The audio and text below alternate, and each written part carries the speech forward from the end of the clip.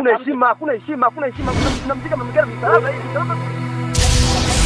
Nampenda sana toka tuko wadogo, nilikuwa nampenda sana mkuu. Naomba unisaidie ili aweze kunioa mkuu. Nyuli. Ina maana alichonifanyia mimi mwenyewe nimefurahi. Kika jamani, hotspot ndio kazi yake hiyo. Wanaume wetu wamekuwa hawatulii nyumbani.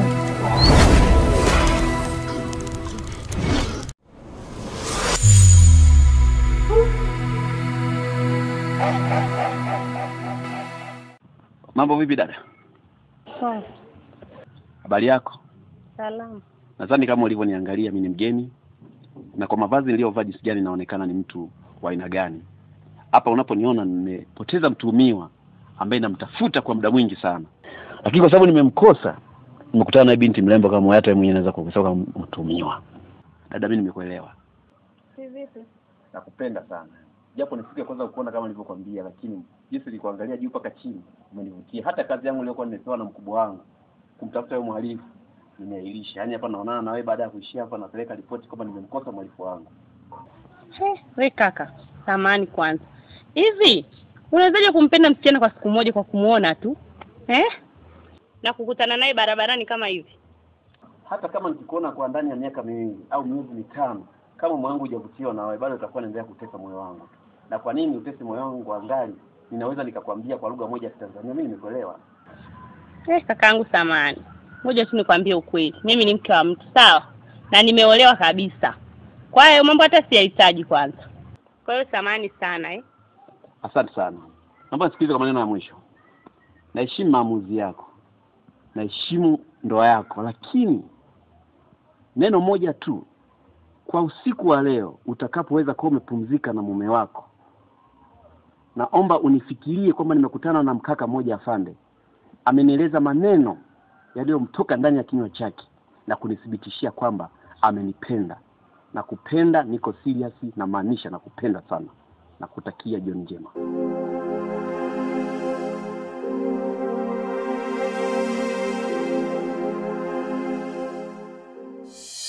Na sivyo tu, nilianza kuona mabadiliko ya mke wangu. Mambo vipi dada? Poa. Zatoka majuzi? Safi. Nadhani bila kupoteza muda sisi wasiongee. Japo leo umeniona niko kivingine, nimetoka kwenye mahangaiko yangu mengine. Dada, naomba nikwambie kitu kimoja. Toka nilivyokuongelesha siku ile, yaani umezidi kunipanda akilini. Napewa majukumu yangu ya kazi lakini nashindwa kusahau. Nachotaka nikwambie ni kitu kimoja tu. Katika upendo wangu mimi kwangu wewe, nilikuwa namaanisha kwamba hata kama ulinithibitishia una mume wako, niko tayari kukuchukua na kukuweka ndani. Kakaangu, hayo ni maneno tu. Maana tushazoea, watu wengi wao wanasema huko mtaani. Alafu nishakwambia kwamba mimi ni mke wa mtu. Mbona unaendelea kunifuatilia? Mimi ni mtu ambaye namaanisha, siendi kwa porojo. Sikutafuti kwa maana ya kuchezea. Nahitaji uachane na yule ulionaye mwanaume. Kwanza yule ana nini? Ukimtazama mimi juu mpaka chini kuniangalia. Hayo ni maneno pia mdomoni. Tushazoea. Wala huwezi kunidanganya kakaangu. Samahani. Sasa ili kudhibitisha kwamba niko tayari na mapenzi yangu mimi kwa wewe, nahitaji kukuweka ndani. Una simu? Sina. Sada yangu mzuri kama msichana mrembo kama wewe unaweza kukosa simu kabisa. Sapo shida nini? Yaani ili uamini kwamba niko tayari na namaanisha hata mume wako uweze kumsahau. Mawasiliano nakupatia simu yako. Na rahisisha vitu ili mawasiliano mimi na wewe yaweze kuwa mepesi. Alafu nikisharudi kwangu nitamwambia nini mume wangu akiniona na hiyo simu? Usihofu. Hii simu itakusaidia atakapokuwa yupo ameenda kwenye shughuli zake. Hata usijali. Tabasamu lako linazidi kunichanganya akilini mwangu. Chukua tu, usijali. Hata usijali. Ishike dada, nakupa kabisa. Neno la mwisho. Waswahili wanasema ukipenda boga, penda na ua lake.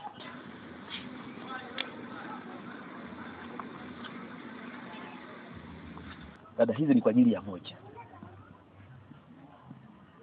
Kamata dada yangu, kamatilia, nakupenda sana. Kama nikuandikia namba zangu za simu.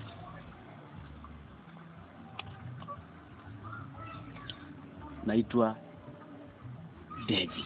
Ni kijana ambaye mwenye sifa zote nilizobarikiwa.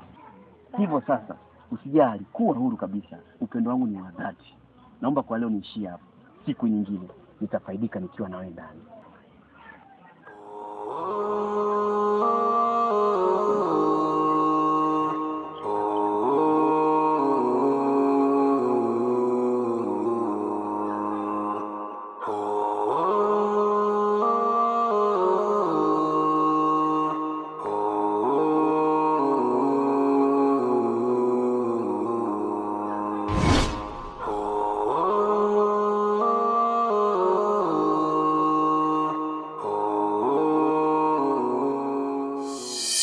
Nikajua hapa kuna kitu nyuma yake. Kwa nivyo mfuatilia mke wangu, nikachunguza nyendo zake, marafiki zake, nikafanya upelelezi. Martha, mke wangu, nimekuita hapa ili tuweze kuzungumza vizuri. Unajua Martha, hizi siku 2-3 hizi nyuma nimekuwa kama sikuelewi hivi.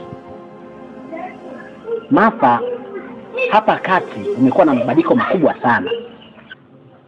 Unajua juzi nilifika hapa nitakuomba maji ya kunywa. Lakini majibu Martha ule unijibu yalinifikirisha sana. Nikajua labda ni bahati mbaya amekutoka tu. Lakini jana tena nimekuomba chakula uniwekee mezani. Sina haja ya kurudia. Nadhani majibu leo unijibu pia yalinitosheleza. Sijajua kama hayo majibu unanijibu huwa unakumedhamilia au kuna kitu gani kinachoendelea kati ya mimi na wewe. Martha, kama kuna tatizo lolote kati ya mimi na wewe au kama kuna kosa lolote ambalo nimeshakukosea, tafadhali naomba uwe mwazi na uniambie ili niweze kukiri mbele yako na kuomba msamaha. Kwa sababu mimi sijazoea kabisa Martha wangu. Haya mabadiliko nao nionyesha hizi siku ni kama unanipeka katika ulimwengu ambao mimi sijauzoea. Tafadhali naomba unieleze ni kitu gani ambacho hasa nimekosea. Hivi mme wangu, hasa hapo kipi cha ajabu? Umeniomba maji ya kuoga, nimekwambia siwezi kupeleka. Umeniambia nikutengee chakula, nimekwambia siwezi. Jiko hilo unaliona. Unaweza ukaingia mwenyewe jikoni na ukapika chakula na ukala. Unaweza ukachukua ndoo yako ya maji ya kuoga na ukapeleka bafuni ukaoga. Tatizo liko wapi jamani? Kazi kwa tu unanisumbua. Kwani shida nini? Martha, lengo la kukoa wewe manake wewe msaidizi wangu katika hizi shughuli zote za ndani. Na hiyo ndiyo ndoto na sababu ya kila mwanaume kuoa. Sasa kama naweza nikakuoa, nikajipikia chakula, nikajipekea maji bafuni, shughuli ndogo ndogo, mwisho utaniambia nakutandika kitanda au kufagia niwe nafagia. Sasa lengo na madhumuni ya wewe kuwepo hapa ni nini? Lakini si hivyo tu. Kumbuka Martha, kipindi na kuoa mapenzi yetu yalivyokuwa. Kumbuka shughuli zote hizo ulikuwa unazifanya Martha bila shida yoyote wala bila kinyongo, na ulikuwa unatambua thamani yako kama mwanamke. Sasa ni kitu gani hapa kati ambacho kimekubadilisha mpaka sasa uone kwamba hayo majukumu ya ndani majukumu yangu? Kuna kitu gani hapa katikati? Hebu niambie.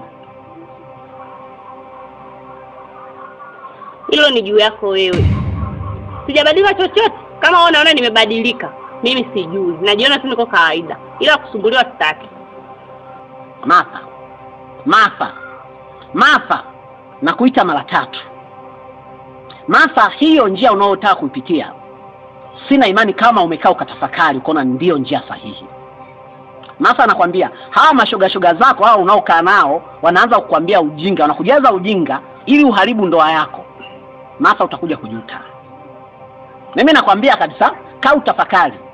Kwa sababu wewe haya mabadiliko unaoyafanya ni ya muda mfupi tu. Ni kipindi chako hapo umeanza kwenda sauni kusukasuka. Ndio umeanza kubadilika. Sasa hawa mashoga zako hao wanakupoteza.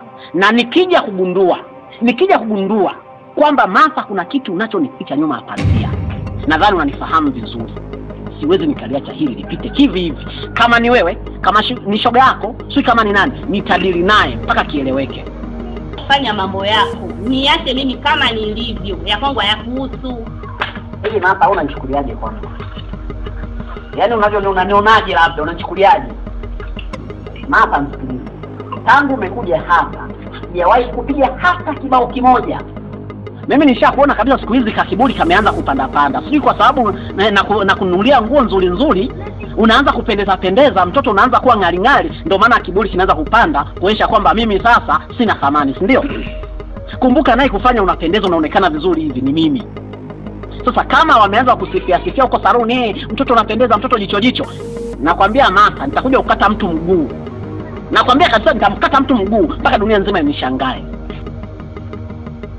Fanya unalojua wewe. Tena usinisumbue kwanza leo hii.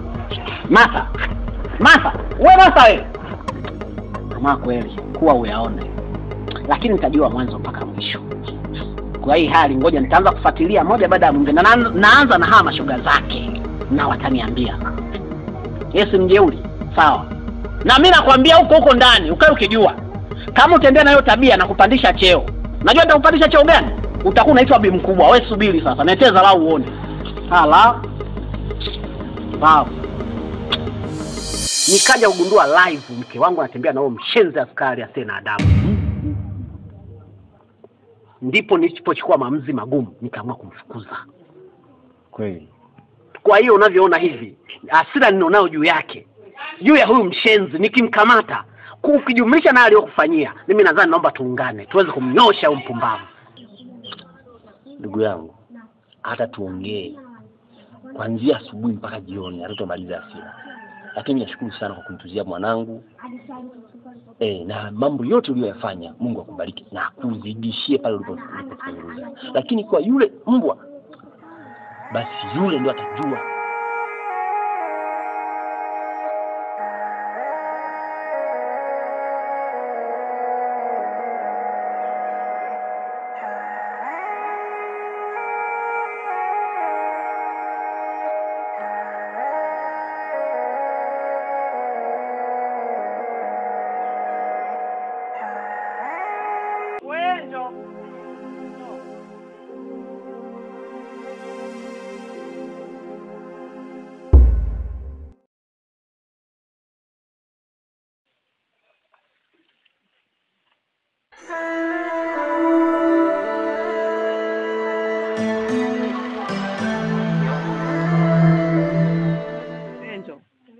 Unamwona yule kijana hapo?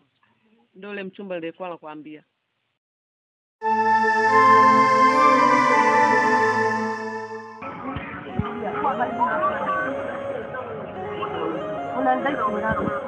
Nakudai 2000, si kawaida siku zote nakuletea na tunafanya biashara hivi.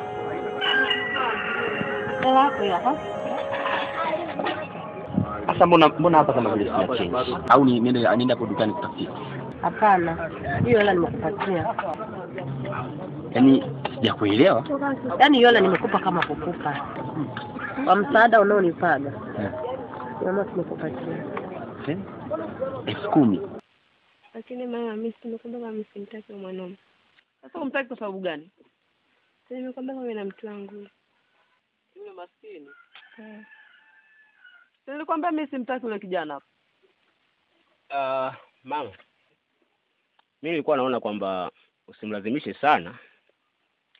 Kwa sababu hawa mabinti hawa wanahitaji muda. Kwanza naona kabisa kwamba huyu binti ni wa kitofauti sana.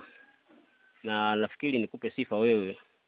Umemlea vizuri sana sababu hana tamaa. Sasa kukataa bwana. Asante. Sangina nilikutia. Asante, mimi ngoja basi niende. Usiondoke kuna kitu.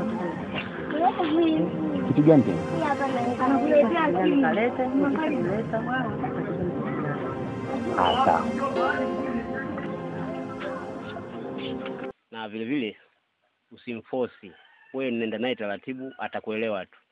Kwa hiyo mimi leo naomba niwaache ili mzungumze taratibu, endapo akielewa basi tutafanikisha malengo yetu.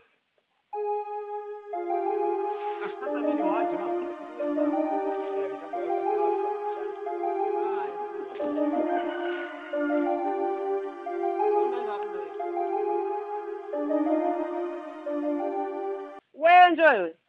Njoo hapa kwanza. Hai matoto mengine bwana. Wewe uko unajivutavuta nini hapa?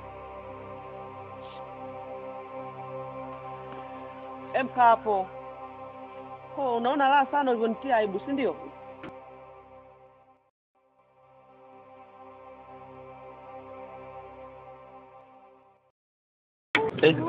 Na mautipoti tena. Hata usijali. Hicho ni kitu kidogo sana kwangu. Kwa kinaonekana kitakuwa kitamu hivi. Sawa, nenda katumie. Asante, mimi naenda. Nashukuru. Sawa.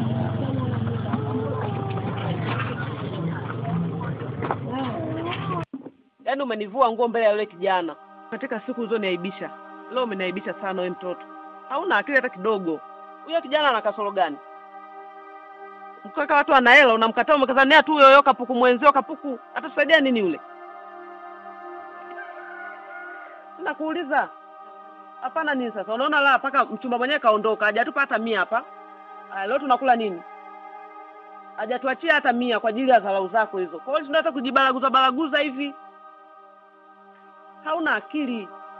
Jiangalie kama baba yako alikuwa hivi. Umefuata akili za baba yako eti? Wewe matoto mengine bwana haya. Yaani sikutegemea kabisa, umenitia aibu wewe, ndio umenitia aibu. Huyu baba watu ana kasoro gani? Umemngangania yule mkata mikaa yule kapuku, hata kusaidia nini wewe? Sasa naomba unisikilize. Unanisikiliza? Haya masikio yako haya yasikie.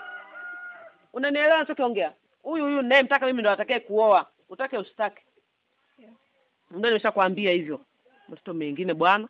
Hapa kwa sababu namkumbuka mpumbavu baba yako. Ametutelekeza miaka 15. Ndio akili zimerudi kule. Da.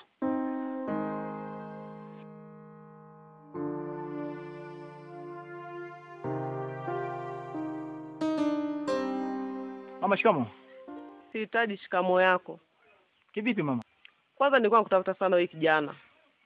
Wewe ndio unayemrubuni mwanangu Angel? Hapana, mimi simrubuni Angel. Angel nampenda sana Angel. Hivi ukijiangalia wewe jinsi ulivyo, unaanza kuwa na Angel wewe. Mwanangu umesababisha mpaka anakataa wachumba wenye hela kwa sababu yako wewe. Mapenzi sio hela, mapenzi ni hisia. Umeona? Lakini mimi na Angel tunapendana sana. Na swala la pesa ni la kutafuta tu. Hivi hata kama nikikwambia unipe tu hata 1,000,000 ya mali, unayo hapo ulipo wewe? Hapana. Yaani mimi wale watu ambao unaosema kwamba nani wenyewe wanatafuta kama vile mimi. Sasa sikiliza kijana, nakupa onyo. Kaa mbali na mtoto wangu. Unanielewa? Kama unayapenda maisha yako, achana na mtoto wangu.